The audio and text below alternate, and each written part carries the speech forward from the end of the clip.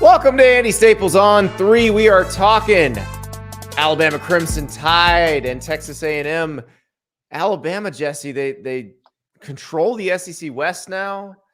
They are in the driver's seat. Really, they got to beat LSU. They got to beat Tennessee. If they do those things, not in that order, they'll be playing the East representative, the winner of the Kentucky-Georgia game, probably. Maybe with a playoff berth on the line. I mean, this is an Alabama team that went on the road at Texas A&M, committed 15 or 14 penalties for 99 yards. You have a bad interception, kind of O-line struggling in the first half. And yet if the first set of these videos was about the validation, I think, for Dylan Gabriel and Brent Venables and the Oklahoma Sooners, today was, this was Jalen Milroe's moment. Texas A&M is susceptible in the secondary. And he went out and torched them. They blocked better in the second half. And he connected on some huge throws. Now, there was some, I don't know what you're thinking plays at the end of the game. And there is the Texas A&M certainly, it's a cliche for a reason, I think, Andy. You got a chance to step on the head of the snake and you got to cut it off. They pick Milroe off in, to start the second half. And 2 plays later, Alabama gets an interception right back. Well, let me run down some plays for you because we can question both coaching staffs here if we want to. That you can question Nick Saban less than Jimbo, because Jimbo had some moments here where you're just like, okay, what? All right, so we'll go with 4th and 1 on the Alabama 45, tied 17-17. You go for that, right? Like analytics tell you to go for that. Gary Danielson analytics say punt. Those are the only analytics that tell you to punt in that situation. Yeah, that was. I mean, and this is chatting with a producer before we hopped on here. I mean, there is just Jimbo's decision making in these games is just constantly comes back to haunt the Aggies. It just really does. So he punts in that situation. Alabama goes 80 yards in 6 plays and 2:37 to take a 24-17 lead. Now, A&M catches a break because they're going to kick a field goal. It gets blocked. One of the more amazing things you will ever see, Chris Braswell blocks a kick and catches it and runs it in for a touchdown. But because Dallas Turner blocks somebody 15 yards behind the play, blindside, it gets called back. So good news for you, Texas A&M. You're in good shape. It is not going to be 31-17, still 24-17. You get a stop. And then Anaya Smith catches the ball. And this is not Anaya Smith's fault because he's just trying to make a play. He's trying to get the end zone, but his foot scraped out of bounds at the 2. A&M can't get that one in. They had a holding call that got the touchdown called back. They get sacked. Max Johnson hits Jake Johnson on the 2. Jimbo burns a timeout and then kicks a field goal. I mean, it's just, again, there was no urgency. The play between, I think, 2nd and 3rd down, they ran off almost 30 seconds, just complete as if they were up, bleeding the clock. I want to take you back to another. What do you think of the decision to punt? I think it was 4th and 5 in plus territory. Maybe you're on Alabama's 44-yard line, I think. Early in the 4th quarter, Andy, and they punted the ball, and they gained 20 yards. It was a net of 20 yards. Alabama. It was just on 4th and 5. I'm a little less. It's obvious. It's not. I agree. It's not. I agree. It's definitely not obvious. I was just wondering. I mean, it was a straight because you literally gained hardly any field position with the punt. Yeah. And so you just gave it away. Here, Buckeye PJ, and it's interesting because, the A&M fans probably thinking back to when Texas got a second put back on the clock against Nebraska when that last play happened. Buckeye PJ asked, shouldn't there have been a second on the clock for A&M at the end? How is there not an automatic booth review on that? They did look at it. They look at everything, but I think they said that, it was still in the air when clock hit 0. And we had Elias, one of our other commenters, mention that it looked like a spectator touched the ball with a second left. So that's one of those weird ones where they're probably never going to give it back unless, I don't know, it's the Big 12 championship game and a trip to the national title game for one of your teams is on the line. So it was strange though. That was a strange sequence, by the way. We've been hammering on Jimbo. Let's hammer on Alabama a little bit for that last sequence, because first of all, if Jace McClellan doesn't bobble that ball on third down, so remember he has his knee on the ground. Right. The ball comes to him. He bobbles it. He takes his knee off the ground, catches it. That allows him to run for the first down. Amazing catch. Amazing situation. But then immediately Jalen Milroe throws an incomplete pass. What are you doing? And Danielson was like, yeah, it would have been a nice play if he had completed it. And it's like, why are you even passing? Just run around. Well, I mean, that was not Milroe's finest moment, but today certainly was his finest game. And Jermaine Burton's. And Jermaine Burton's. Well, he had his own GOAT moments at times with getting the personal foul when Milroe got sacked, and then later he had the fumble, but he still did have a monster game, had some big catches. But I mean, Alabama had 8 pass plays over 15 yards in this game, including ones of 45, 21, 21, 52. I mean, they were just bombing the ball at times against, again, the Aggies' front seven has lived up to its billing the last 3 weeks. 35 tackles for loss, I think, in the last 3 games. Another 5 sacks today. But their secondary is Swiss cheese, and Milroe and a wide receiver group that has struggled throughout this season were able to find all sorts of holes and running room to go. Yeah, they took advantage, because what A&M was giving them most of the time was intermediate stuff along the sidelines, and they were taking full advantage of that. If you want 11 yards along the sideline, you can have it, and that allowed Alabama to keep the sticks moving. And so I thought it was a pretty good job by Jalen Milroe. And, that one sequence, the touchdown that put him up 24-17 was prime Jalen Milroe. He can dump it to Jermaine Burton on second down.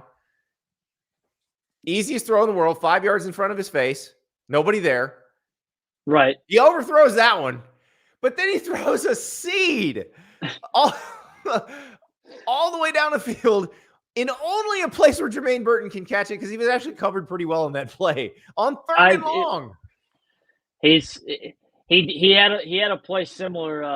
What was that, against Ole Miss, where he just got rocked? He had missed like a wide open throw on a play before, and then he gets rocked and throws a perfect dime touchdown.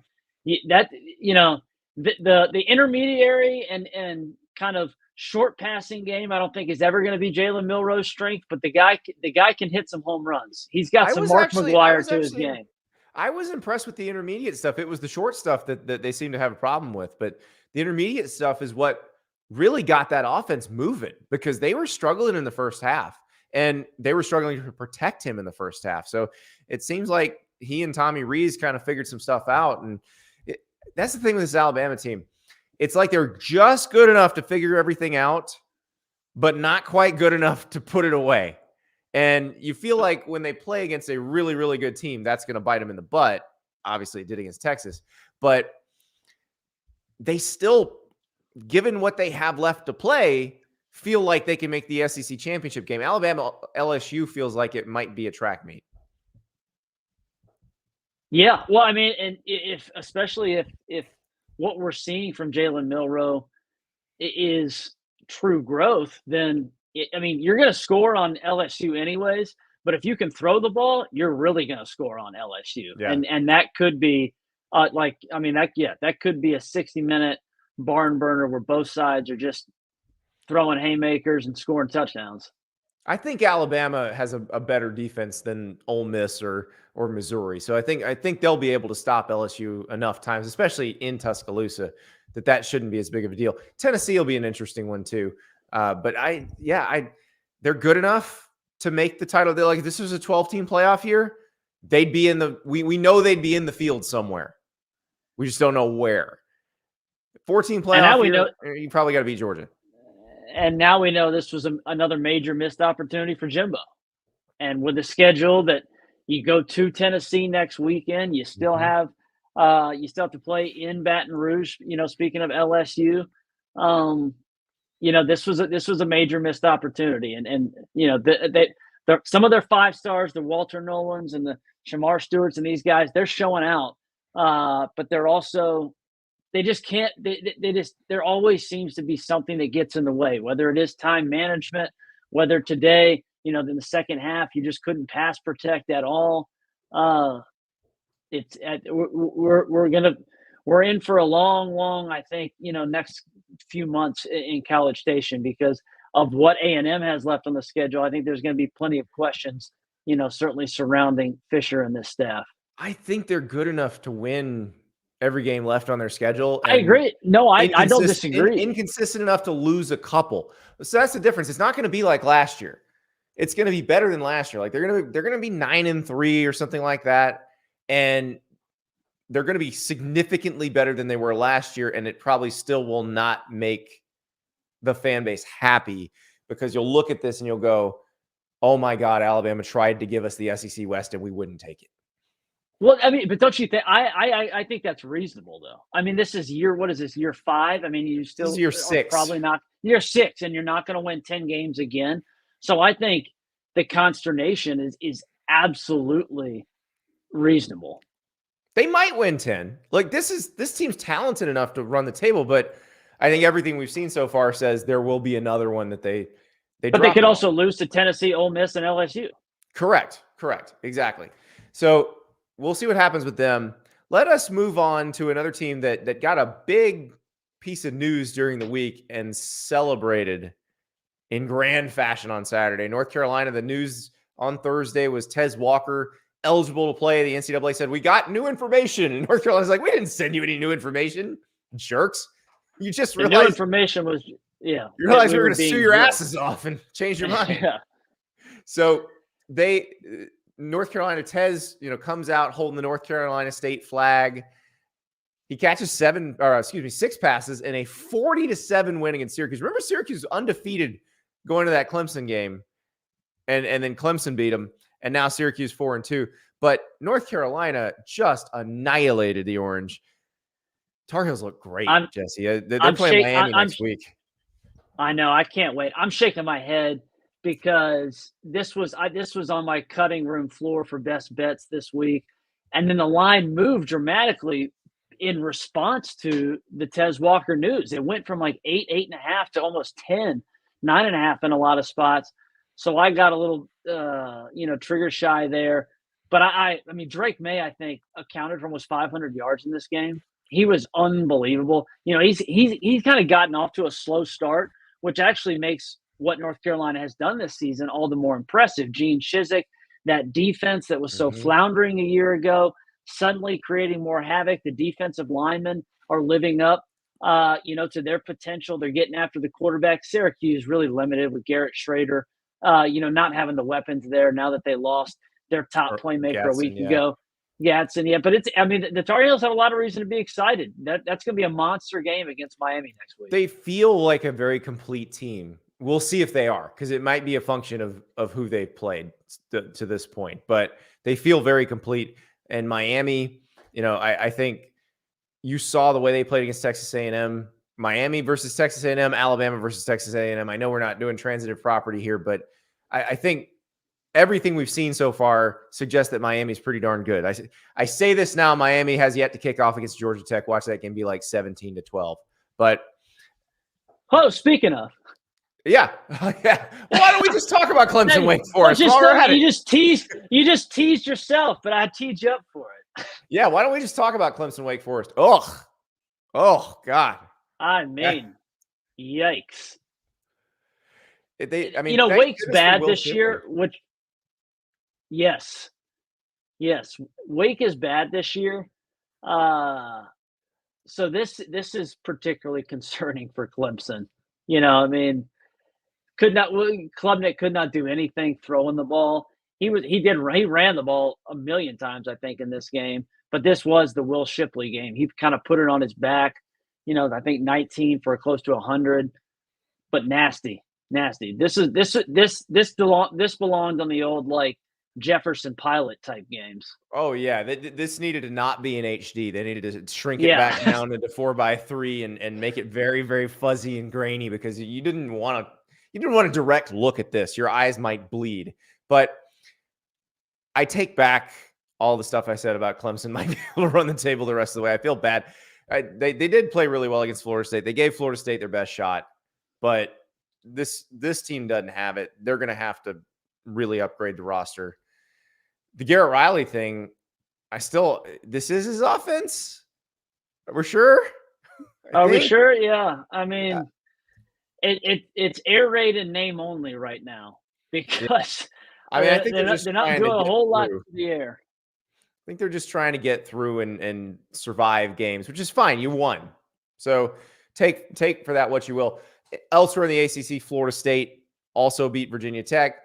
They went up 22-0. Virginia Tech came back a little bit, but then Florida State put the hammer down again. Let's go out west. Washington State falls from the ranks in the unbeaten. UCLA forces 4 turnovers. This is just really UCLA sticking this one out because I thought Washington State was going to come back. And then in the fourth quarter, UCLA forced another turnover. They ran for 2 touchdowns early in the fourth quarter, and then they just shut it down defensively. So good job by Chip Kelly and the boys.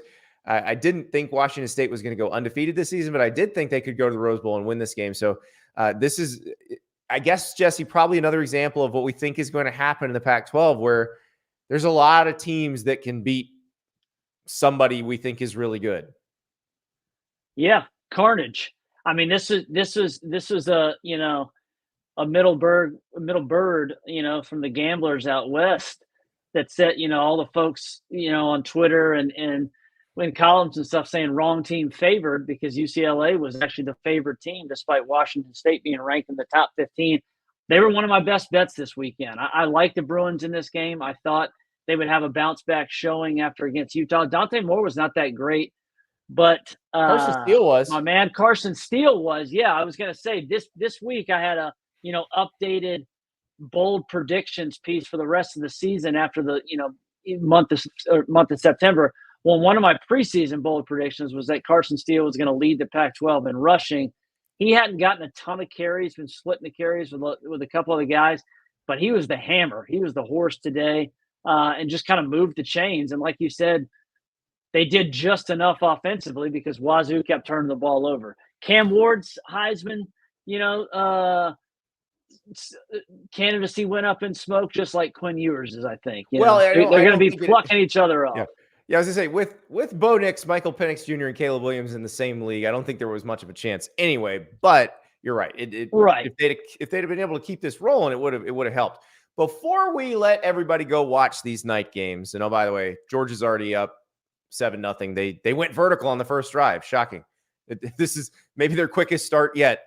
But we'll talk about a team that didn't go vertical ever, never really tried. They tried to go vertical a little bit. It was to tight ends. Iowa beats Purdue 20-14. Jesse, let me find I gotta give proper credit where credit is due. So Iowa, they did complete passes in this game, but it was only to tight end Eric All and running back Caleb Johnson. There were no passes completed to receivers. So Matt Benson on Twitter, today was Kirk Ferentz's 307th game at Iowa and the first without a completion to a receiver. I might have lost that bet, Andy, honestly. I absolutely would. It just absolutely figured that had happened before? Me. Yeah, it absolutely would not have surprised me if Iowa had won a game or played another game where they had not completed a pass to a receiver. Like, I'm actually stunned that they hadn't done that. You know who else? Do you know how hard that is to do if you're not an option team, though? You know who else did catch a pass today, Andy? Our boy Cooper DeJean. There you go. He had another interception. Put the man on offense and throw him the damn ball. It's too complex, Jesse. Can't do that. No, we talked to Tom Kakert last week, and Cooper has said there's stuff in the works on that. They are willing to do that. It's not them being completely obtuse about it. They do understand. But here's the thing. So 20-14, the under hits. I believe the total when we picked the game was 39.5. I think it went down to 38 at some point. But they still won. They're 5-1. They're gonna if they win against Wisconsin, they're gonna win the Big Ten West. Yeah, and I don't know. How would you pick that game today? Because again, Iowa still can't do anything offensively. But I don't know that Wisconsin can score salty on them. enough.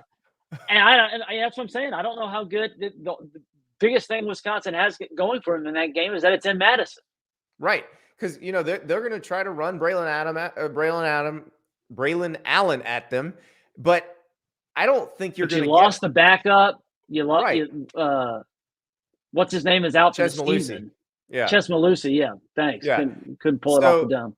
Yeah, and then Tanner Mordecai's okay there, but they're just not very fast at receiver.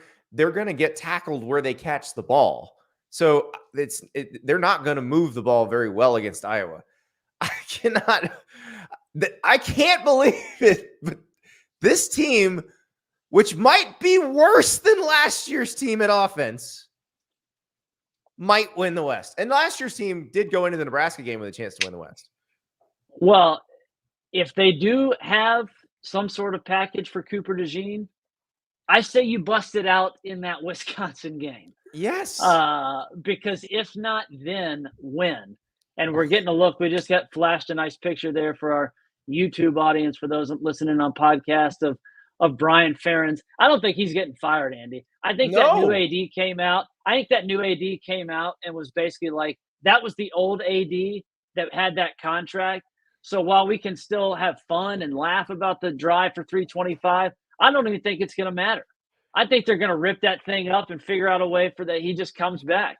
Right, his contract. Win it again. just says his contract terminates. It doesn't say that they can't give him another one, which they will. Yeah, exactly.